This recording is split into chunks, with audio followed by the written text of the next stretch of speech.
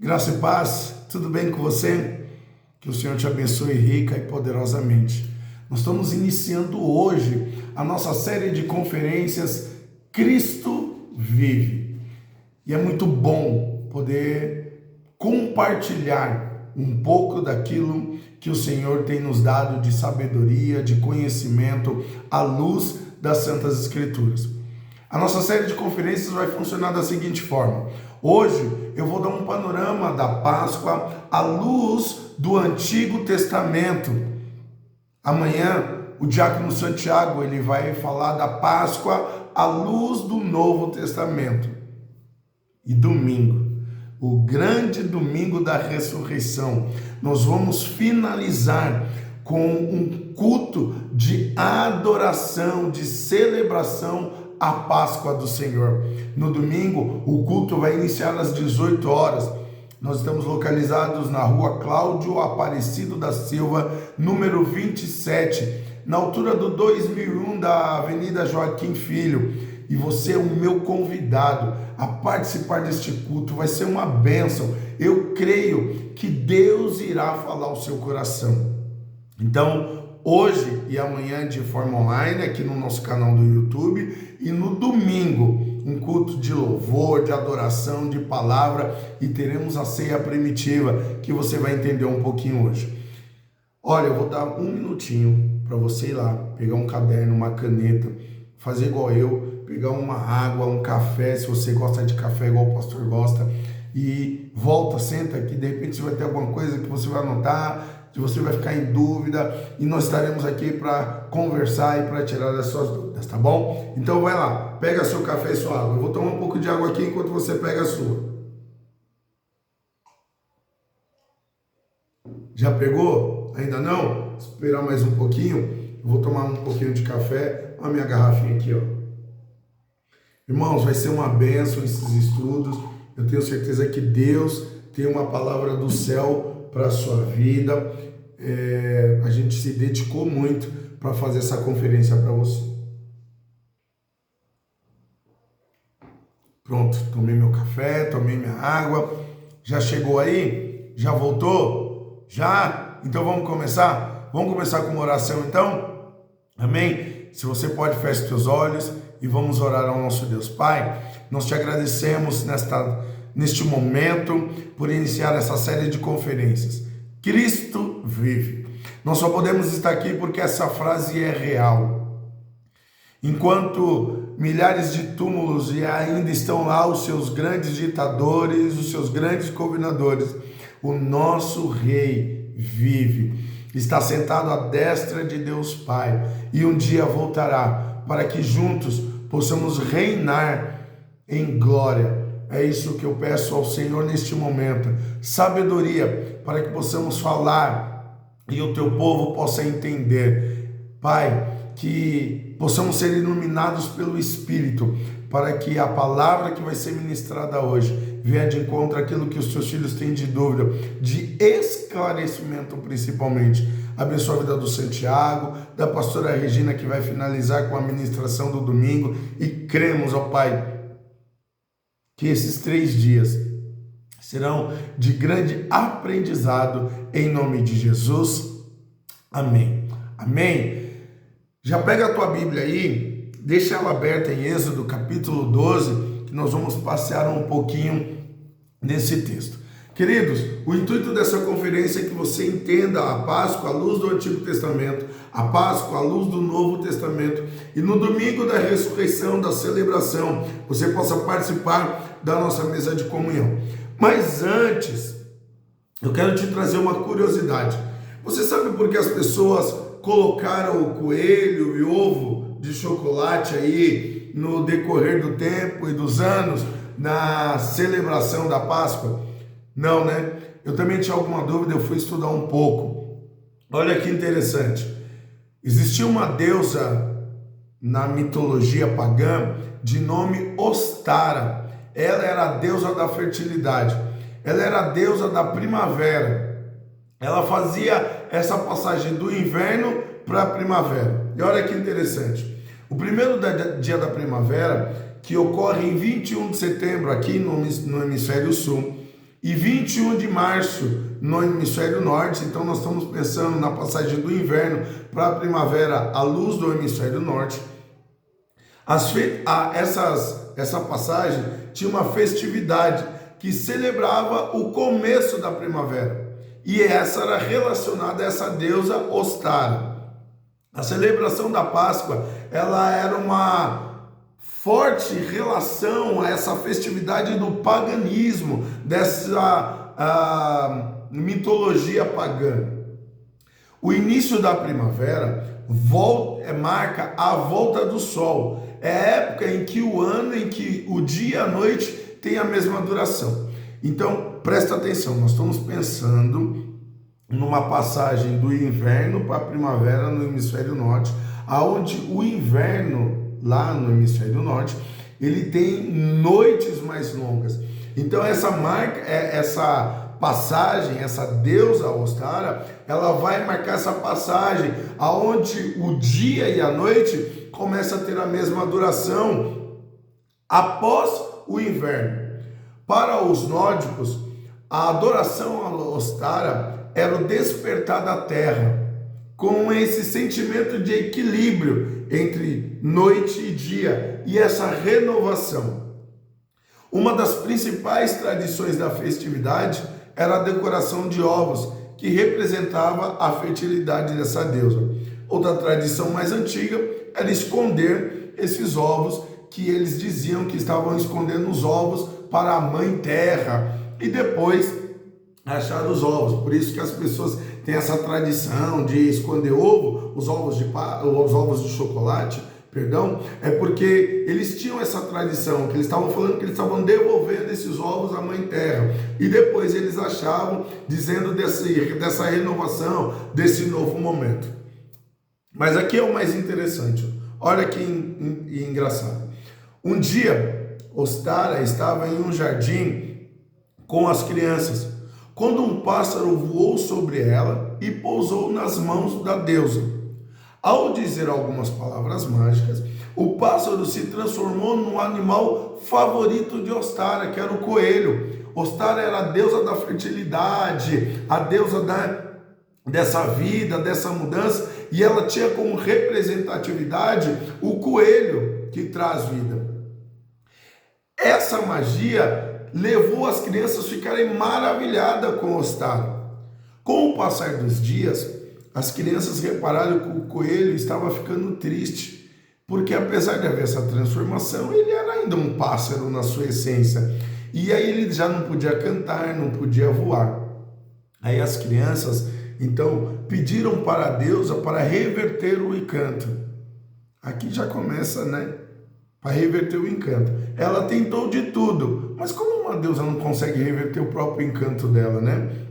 Mas ela não conseguiu desfazer esse encantamento. Aqui então já não é toda poderosa, que ela já não pode reverter um encantamento dela mesma, né? A magia estava feita e naquele momento não poderia ser revertida. Aí a deusa Ostara decidiu esperar pelo fim do inverno, porque essa situação aconteceu no inverno. Então no inverno os seus poderes eram diminuídos. Aí ela esperou acabar o inverno. Aí, acabando o inverno, o coelho assim pôde então ser transformado novamente num pássaro, porque com a chegada da primavera, os poderes de Ostara, ele chegou no seu apogeu, no seu máximo. Aí então, Ostara pôde transformar e reverter a magia. O coelho transformou-se num pássaro novamente. Então, nós já vimos aqui que nessa mitologia ela não era uma deusa toda poderosa, porque ela não pôde desfazer no inverno, justamente porque ela não estava no apogeu do seu poder, né? Agradecido, o pássaro pôs alguns ovos em homenagem a ela, em celebração à sua liberdade, e as crianças que tinham pedido a deusa para que retomasse a sua forma original, o pássaro pintou os ovos e o distribuiu pelo mundo. Daí então vem esse mito dos ovos, né, da fertilidade, da do renascimento, da transformação, da liberdade, né? Então aí nós vamos entender porque Ostara, essa deusa da fertilidade, então ela tem esse o animal dela, né? O animal que representa ela, que ela carregava, era o coelho, e o ovo então traz essa nova vida, esse renascimento. E aí, depois de tudo isso, eles começaram a pintar os ovos, e aí foi vindo, né, esse mito pagão de geração a geração. E aí depois, lá na Alemanha, eles colocam chocolate, eles vão adoçar, e assim vai chegar até os dias de hoje. Então, o ovo e o coelho é dessa tradição, dessa mitologia pagã.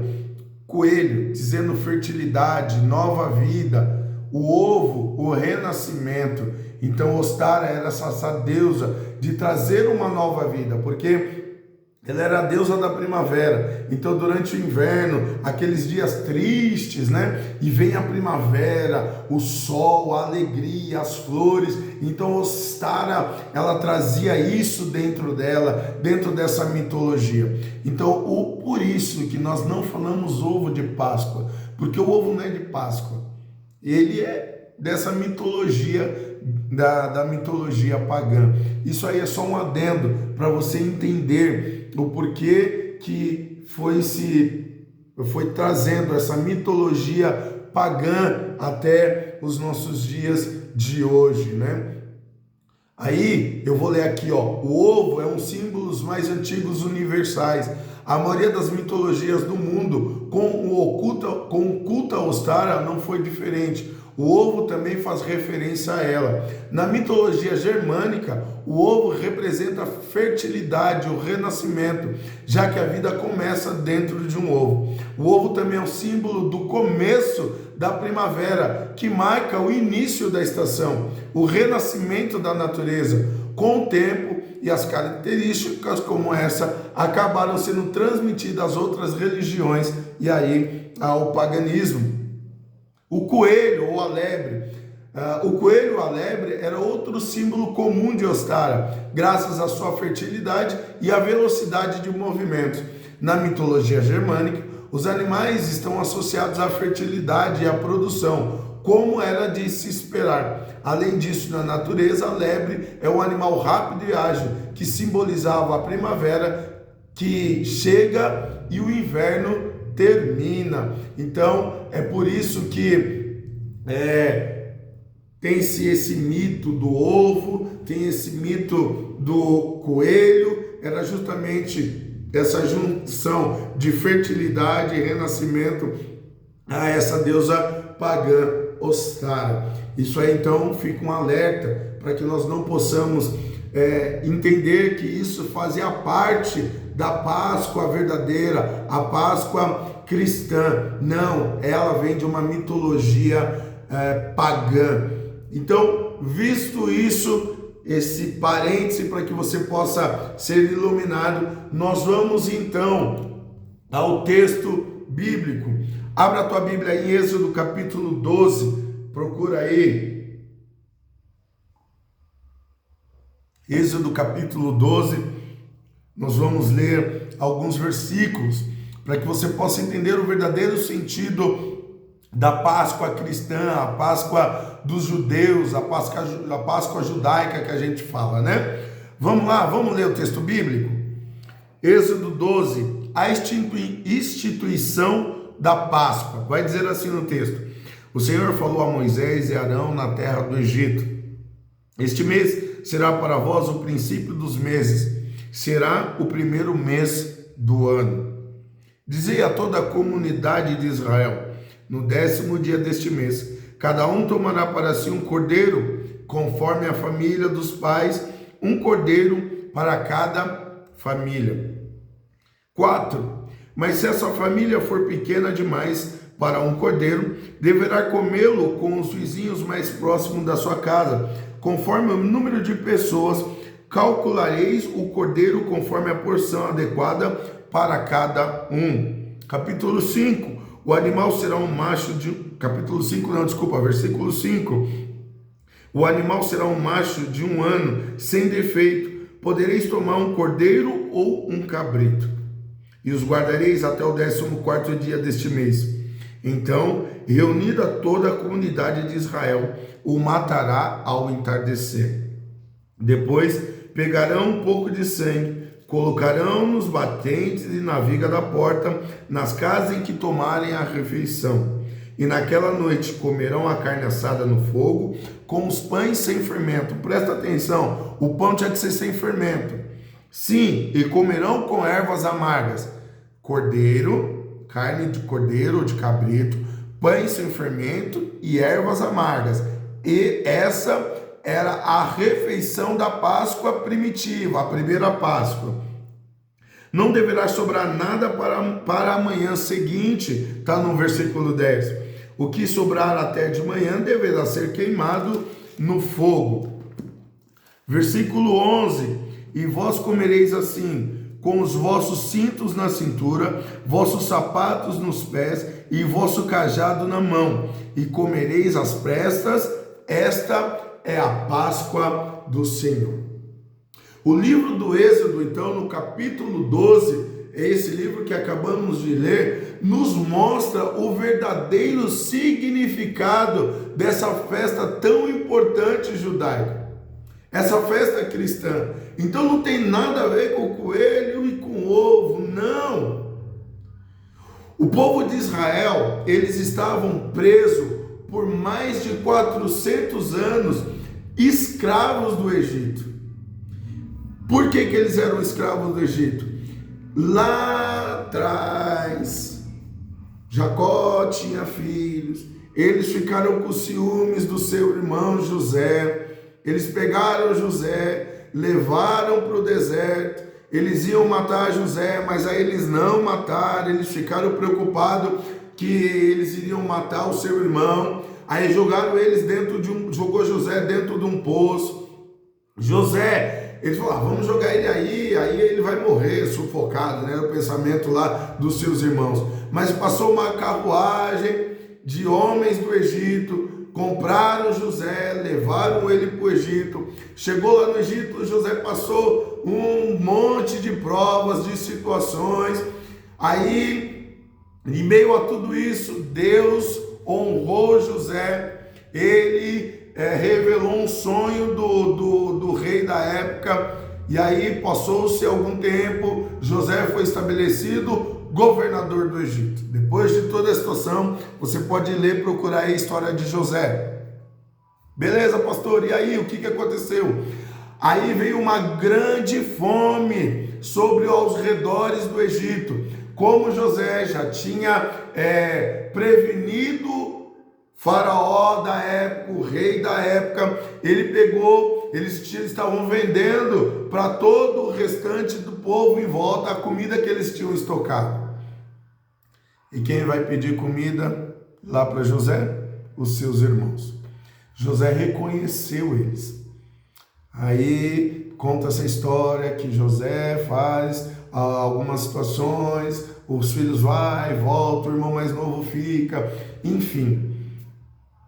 Resumindo a história, José pede para o seu pai e seus irmãos irem para o Egito para viverem com ele lá. E ali então o povo de Israel começa a crescer de uma forma sobremaneira. E aí eles dominam, eles são grandes ali dentro do Egito, eles vão crescendo. Só que o que aconteceu? José morre. E o novo Faraó, o novo rei, o Faraó, né, o novo rei que assume, ele fala assim, não, mas esse povo está muito grande aqui, não pode acontecer isso, porque se algum dia eles vierem contra nós, eles vão tomar o Egito de nós. E aí então eles são escravizados. Então eles passam aproximadamente mais de 400 anos de escravidão do Egito. Chega um momento que Deus decide libertar este povo. Deus decide, fala, não, eles são meus eleitos, eles são meus, eles vão ser libertos. E Deus levanta um libertador. Quem era o libertador? Moisés. Moisés então transmitiu a ordem divina, que vai dizer assim: deixe o meu povo ir. Mas Faraó rejeitou a ordem de Deus, e Deus então, ele vai enviar 10 pragas ao Egito, a fim de quebrantar o coração do Faraó. Moisés falou: só deixa o meu povo ir para adorar, meu povo precisa ir, eles precisam ser libertos. Mas aí, sabe o que Faraó vai fazer? Não, Deus endurece o coração de Faraó, e aí é derramado as 10 pragas sobre o Egito. Sabe o que é interessante? Essas 10 pragas eram um sinal de Deus, porque quando Moisés chega lá e fala pro Faraó, né? Deus mandou que meu povo saia, Deus mandou deixar o meu povo ir, deixar o povo de Israel livre. E aí o rei, tipo, de uma forma, né, de ostentação, de poderio, fala: mas quem é esse seu Deus? Eu não conheço esse seu Deus. Nesse momento, Deus endurece o coração de Faraó. E todo o processo das 10 pragas é combatendo os deuses do Egito. Eu tenho uma Bíblia de estudo, essa Bíblia de estudo aqui, ó, se você quiser um dia comprar, é muito boa. Bíblia de estudo brasileira. Bíblia brasileira de estudo, ela é muito boa. Ela vai dizer o quadro das 10 pragas. Olha aqui que interessante, ó. Não sei se vai dar para ver, cada luz. Não vai dar para ver muito. Mas ela tem um quadro das 10 pragas. E ela vai dizer assim, ó: a água em sangue, ela vai bater o Deus do Nilo, que era um Deus presente. Ó, só um momento, irmãos. Estava com um pouquinho aqui. Então a primeira praga vai combater o Deus do Nilo, ele vai transformar água em sangue. A segunda praga das rãs vai combater a deusa Requete, a deusa da fertilidade. Olha, a primeira praga está em Êxodo 7, de 14 a 15. A segunda praga das rãs, ela vai combater essa deusa da fertilidade, a deusa Requete, está em Êxodo 8, de 1 a 15. A terceira praga é a praga dos piolhos, está em Êxodo 8, de 16 a 19.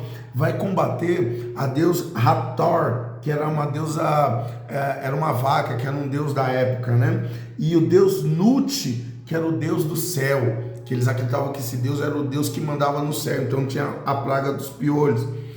A quarta praga das moscas está em Êxodo 8, de 20 a 32, vai combater o deus Shu, que era o deus do ar, e Ísis, a deusa da natureza. A quinta praga era a peste e a morte dos rebanhos. Vai combater o deus Apis, que era o deus touro, o deus né, que era o que mandava lá nos rebanhos e tal. A sexta praga é as feridas pirulentas, eram as feridas que estavam sobre o povo. E aí ele está em Êxodo 9, de 8 a 12, ele vai combater o deus Sekhmet, que era o deus da doença, né? O deus que combatia as doenças. Quando eles estavam doentes, eles oravam a esse deus. A sétima praga foi a chuva de pedras. Essa praga está em Êxodo 9, de 13 a 35, e vai combater o deus Geb, que era o deus da terra.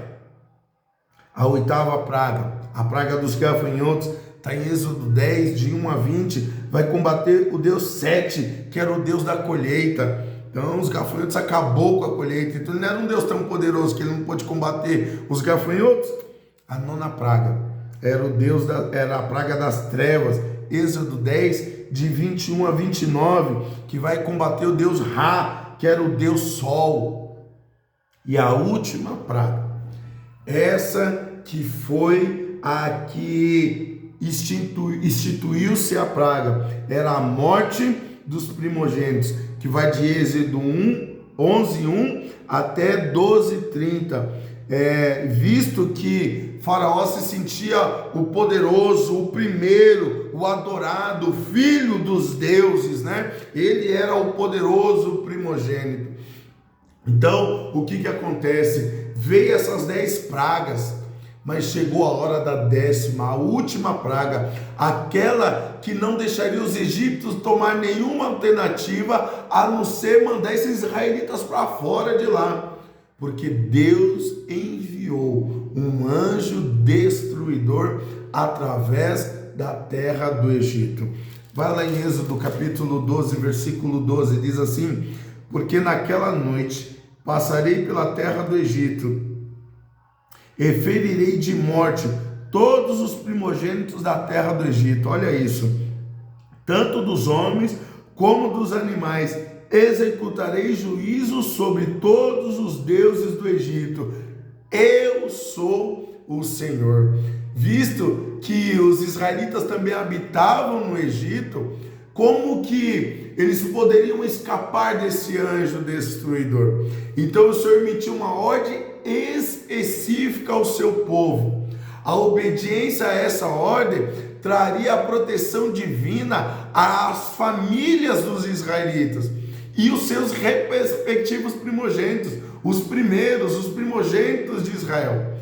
Cada família, então, deveria tomar um cordeiro macho de até 1 ano de idade, sem defeito, e sacrificá-lo. Então, a primeira Páscoa vai se começar por aí. Eles tinham que pegar um cordeiro sem defeito e sacrificá-lo.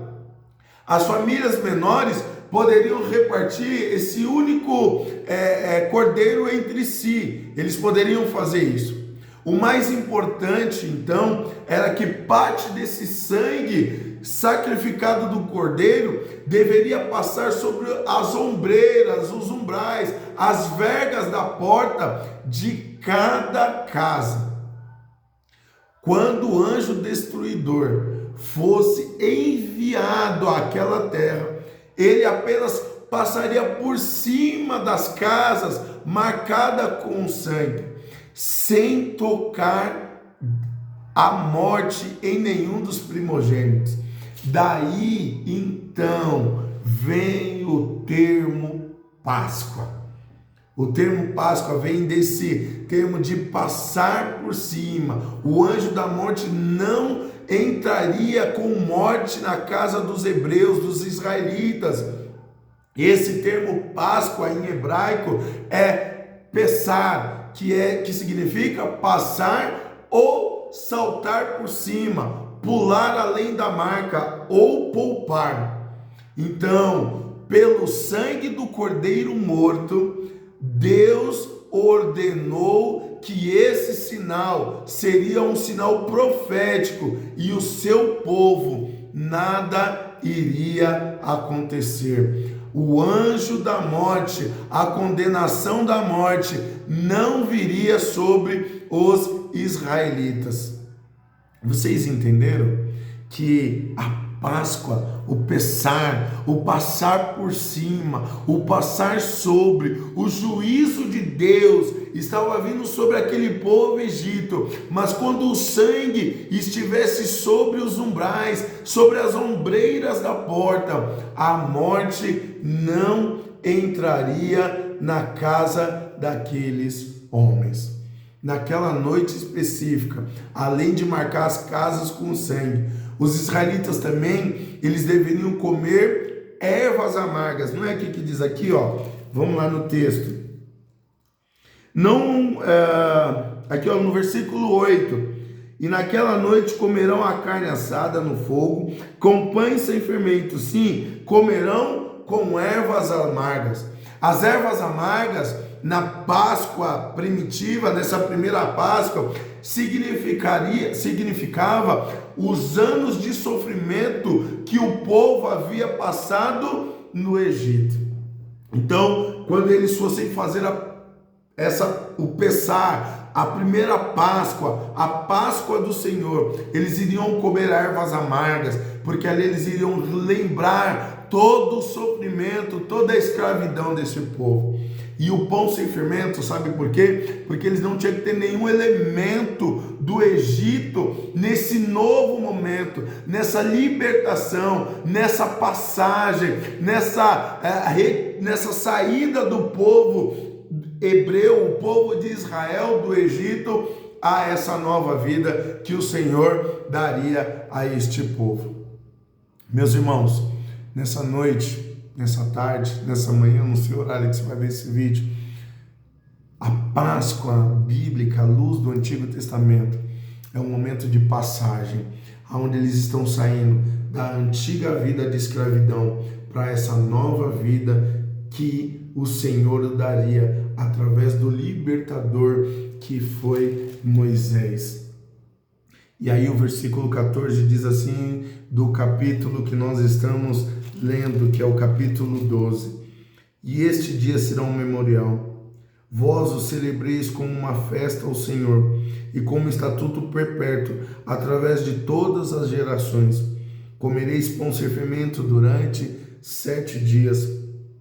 Logo no primeiro dia tirareis o fermento das vossas casas, pois quem comer o pão fermentado entre o primeiro e o 7º dia será exterminado de Israel. Ou seja, eles não queriam nenhum restígio do povo do Egito sobre eles. Tinha que tirar esse fermento, um pão novo, um pão sem fermento.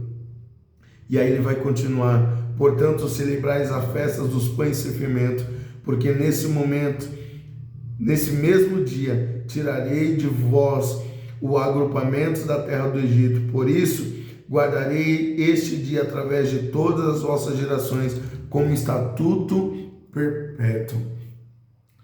Meus irmãos, a Páscoa, à luz do texto aqui do Antigo Testamento, do Êxodo, que servirá para o decorrer de toda a história até a chegada do Cordeiro Pascual, o Cordeiro de Deus que vai tirar o pecado do mundo. Era necessário então que eles relembrassem, quando eles estivessem ali, naquele momento, fazendo a Páscoa primitiva, precisavam de um cordeiro. E olha que engraçado, o cordeiro eles tinham que trazer o cordeiro no 10º dia, e ele só seria morto no 14º dia. Eu estava ouvindo um pastor falando sobre esse cordeiro. Ele falou que ele teve acesso, ele viu como é um cordeiro de 1 ano. Eu nunca vi, né? De repente você que está me ouvindo já foi, de repente em alguma região que tem. Ele falou que esse cordeiro, ele é branquinho. Ele falou que parece um poodle esse cordeiro. E ele disse que o cordeiro, né, aquele bonitinho, pequenininho, por que ele ficava do 10º dia até o 14º dia, e só no 14º dia ele seria morto? Já parou para pensar? Aquele cordeiro ficava ali dentro de casa, junto com as crianças dos israelitas brincavam com aquele cordeiro, colocavam o nome daquele cordeiro, e só no 14º dia o pai ia lá, pegava o cordeiro, colocava no altar e sacrificava ele. Era uma cena dura para os filhos que conviveram. Alguma semelhança para você? O cordeiro, Jesus, ele veio aqui a esse mundo. Ele passou aqui. Nós colocamos nome nele. Nós entendemos quem ele é. Mas na hora nós o mandamos para a cruz, nós o sacrificamos. Aqui era um prenúncio daquilo que viria. O cordeiro, ele ficava ali entre a família, entre o povo, mas no 14º dia tinha que ser derramado esse sangue. E aí, para que a morte não entrasse dentro da casa dos israelitas, quando o anjo da morte, o anjo do juízo de Deus viesse, passasse, ele iria passar e falar: não, tem o sangue do cordeiro aqui não pode entrar morte, aqui tem que continuar tendo vida. E ele passava e ia lá para as casas dos egípcios que não tinham. E aí, quando foi à noite, quando o faraó acordou e viu que o seu filho estava morto, ele falou: manda esse povo sair daqui. Manda esse povo para longe. ou seja, libertação. A Páscoa, o Pessar, a passagem é um momento de libertação, aonde eu vivi uma vida de escravidão. O povo vivia uma vida de escravidão, mas agora eles estão livres para adorar e exaltar o nome do nosso Deus. E Israel passou a celebrar essa Páscoa como uma oferta, uma festa perpétua e memorial. E aí o texto vai dizer que os israelitas saíram e fizeram conforme havia ordenado Moisés e Arão. Irmãos, o Pessar, a Páscoa do Senhor, é um momento de libertação. O Êxodo vai nos ensinar que esse momento, as pragas, em meio a todas as pragas que eu li aqui para você, o povo estava ali, mas Deus sempre protegendo o seu povo, os seus eleitos. A última praga, da morte dos primogênitos, era necessário que fosse sangue derramado para que houvesse vida. Esse é o verdadeiro sentido da Páscoa à luz do Antigo Testamento, que é o Pessar, a passagem, o poupar, para que eles fossem libertos completamente das mãos e das garras da escravidão do povo do Egito. E aí, eu quero finalizar dizendo para você, até hoje eles fazem essa comemoração. O pão sem fermento, lá no Novo Testamento, vai querer dizer que é Jesus. Sem a marca, sem o fermento do pecado, ele é puro. As ervas amargas quer dizer que todas as vezes que eles comem até hoje, eles relembram toda a dor, toda a opressão que o povo viveu. Mas o sangue derramado traz libertação, porque através disso a vida dos primogênitos de Israel foram poupados e eles foram livres. Páscoa, Pessar, passagem de uma vida de escravidão para uma vida de liberdade. Tá vendo como Satanás é? Na mitologia pagã, a deusa Ostara, ela faz a passagem do inverno, que é os dias escuros, para o dia de sol, um novo tempo, uma nova vida. A fertilidade, o coelho, a fertilidade, o ovo, que quer dizer uma nova vida, um renascimento. Eles estão tentando parar com o real motivo da Páscoa. Sim, à luz do texto que nós acabamos de ler, o cordeiro é morto para que sangue fosse derramado em si, ou seja, ele substituiu a morte do primogênito pela uma morte substitutiva. O pão sem fermento é para que não houvesse nenhum vestígio do povo do Egito. Nem nada, eles não precisavam fermentar. As ervas amargas é para que eles relembrassem o sacrifício. Mas eles foram livres. Deus libertou eles. O faraó não se contentou e foi atrás ainda deles, mesmo depois de tudo isso ter acontecido. E mais um milagre acontece. Ele abre o Mar Vermelho, o povo de Israel passa. Quando o faraó e seu exército vêm atrás para pegar Moisés, o mar se fecha e aí acaba-se com aquele exército poderoso. Tudo isso você vai ver aqui em Êxodo capítulo 12. Mas o 11, que é para mim o chave, versículo chave: vós comereis assim com os vossos cintos na cintura, vossos sapatos no pé e vosso cajado na mão, e comereis às pressas. Esta é a Páscoa do Senhor. Eles já estavam prontos para o Pessar, para a passagem, para a libertação do povo, em nome de Jesus. Que Deus possa abençoar a palavra ao seu coração. não é uma passagem, não é uma nova vida por causa da deusa, não é um ovo, não é o coelho que traz a fertilidade, não.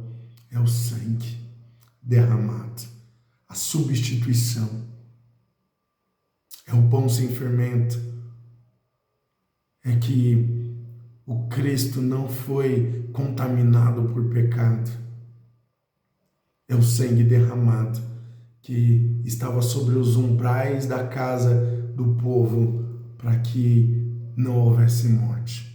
Se você quiser ter uma nova vida, se você quiser ser liberto, se você quer viver o Pessah, a verdadeira Páscoa, para que não haja uma morte eterna na sua vida, você tem que entender essa nova vida e ser liberto das garras e das mãos de Satanás. Como, pastor?